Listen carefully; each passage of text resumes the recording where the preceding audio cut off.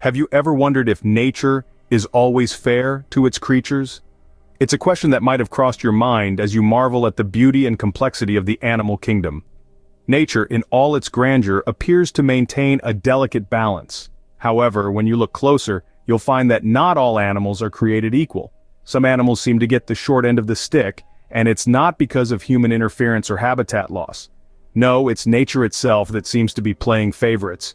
From lifespans that barely last a day, to mating rituals that end in death, to a lifetime of tireless work with no reward, there are animals out there that seem to have drawn the short straw. In this video, we're going to delve into the fascinating world of these seemingly unlucky creatures, exploring why nature, in its infinite wisdom, has dealt them such a harsh hand. Are you ready to uncover the mysteries of nature's fairness? Imagine if your mate was your predator. Scary, isn't it? Now let's delve into the world of the male praying mantis, a creature that lives this daunting reality. In the realm of the praying mantis, love can indeed be a dangerous game. After the dance of courtship, the male often becomes a meal for the female. Yes, you heard that right. The male praying mantis in many cases is devoured by the female after mating. But why, you may ask? Why would nature permit such a seemingly cruel act? Well, it all boils down to survival, not of the individual, but of the species. This act of cannibalism isn't baseless savagery, but a survival strategy. In the insect world, resources can be scarce. So, after mating, the female praying mantis needs extra nutrients to lay a healthy batch of eggs. And what better source of nutrition than the male who just fulfilled his reproductive role? By consuming her mate, the female mantis ensures she has enough energy to produce the next generation. It's a stark contrast to our human sensibilities, isn't it? We often think of survival in terms of individuals, but in the world of the praying mantis, it's all about the continuity of the species. The male's sacrifice ensures the future survival of his offspring, a noble act of selflessness in its own right. Moreover, it's fascinating to note that this isn't a universal behavior among all praying mantis species. Some males manage to escape their mate's deadly embrace, living to mate another day.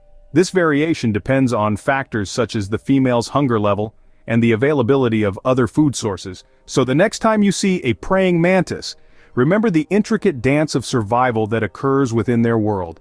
It's a dance where life and death intertwine, where love can be fatal, and where sacrifice becomes a pathway to survival. So the male praying mantis might seem unlucky, but it's all for the good of the species. In the grand scheme of nature, the individual's fate is often intertwined with the survival of the many. What if you only had 24 hours to live? It's a sobering thought, isn't it? Well, for the mayfly, it's the reality of their existence. These delicate creatures, found fluttering around water bodies worldwide, have one of the shortest lifespans in the animal kingdom. From the moment they emerge as adults, the clock starts ticking, and in just one day, their life cycle is complete. You see, the mayfly's life is a race against time. After spending the majority of their lifespan as nymphs, living underwater for up to 2 years, they emerge as adults with a single purpose: reproduction. They don't even have mouthparts to eat, as their entire adult existence is dedicated to the continuation of their species. Male mayflies swarm above the water, dancing in the air to attract females. After mating, the female mayflies lay their eggs in the water and their purpose is fulfilled. As the sun sets on their single day of adulthood, the mayflies begin to die, their bodies returning to the water from whence they came. It's a poignant sight, a flurry of activity followed by a calm stillness. Now I can hear what you're thinking, this seems awfully unfair, but here's where we need to step back and look at the bigger picture. The mayfly's short lifespan might seem tragic to us, but in the grand scheme of nature, it serves a vital purpose. Their mass emergence and subsequent death provide a significant food source for various predators. Birds, bats, and even fish time their feeding cycles around this event. In death, the mayflies also contribute to the nutrient cycling in aquatic ecosystems, their bodies serving as a natural fertilizer. Nature's cycle is an intricate web of life and death where every creature plays a role. And the mayfly, despite its fleeting existence, is no exception. Its life and death serve as a reminder of the ephemeral beauty of existence and the role each organism plays in the ecosystem. While it might seem unfair, the life of the mayfly is a perfect example of nature's cycle. What if your life ended right after having a baby? A shocking thought, isn't it? But in the world of the male Antechinus, a small marsupial native to Australia, that's exactly what happens. This marsupial, which is about the size of a mouse, leads an otherwise ordinary life. They are nocturnal creatures, spending their days hiding in the undergrowth and their nights searching for food. But when the mating season arrives, everything changes dramatically for the male Antechinus. The male Antechinus, like a tragic hero, embarks on a mating frenzy that lasts for up to 14 hours at a time. This intense mating session isn't just an exhausting exercise, it's a fatal one. Yes, you heard it right. The male Antechinus dies after this mating marathon, but why does this happen? What drives the male Antechinus to this extreme? Well, it's all about survival.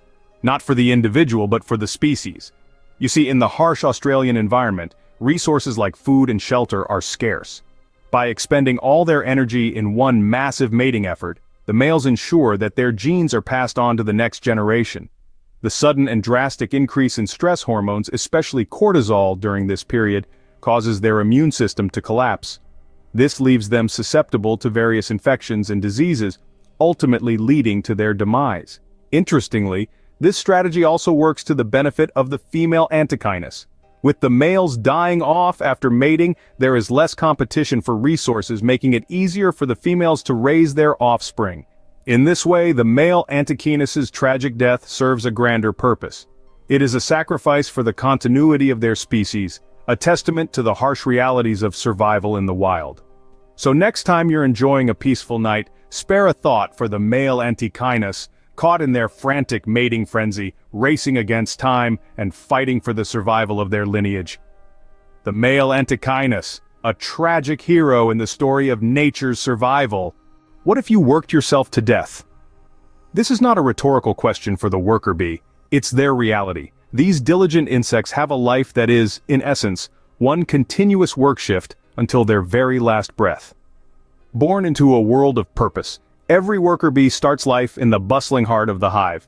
From the moment they emerge, their life is dictated by duty. Their first job? Housekeeping. They clean the hive, tend to the young, and even take on the grim task of removing the dead. As they age, their responsibilities shift. They become builders, crafting intricate hexagonal cells with wax produced from their own bodies. Then they morph into guards, fiercely protecting the hive from intruders. But perhaps their most well-known role comes last. The worker bee becomes a forager, embarking on dangerous journeys outside the hive. Their task?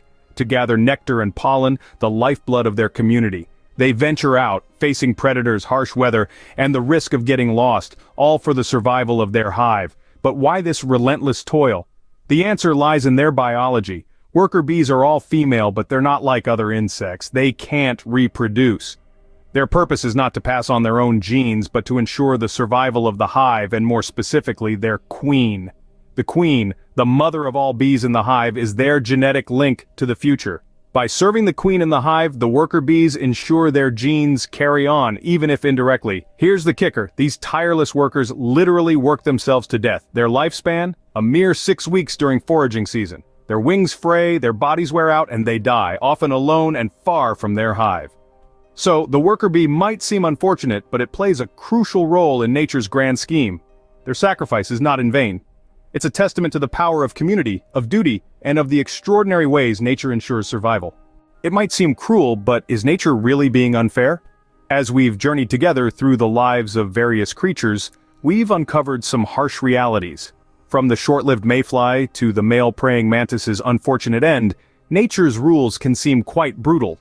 Remember the male Antechinus with its relentless pursuit of finding a mate, even at the cost of its own life? Or the worker bee, tirelessly toiling away for the good of the hive with no promise of personal gain? These stories might seem to paint a picture of nature's unfairness. But let's shift our perspective a bit. These seemingly harsh realities are, in fact, integral to the delicate balance of our ecosystem.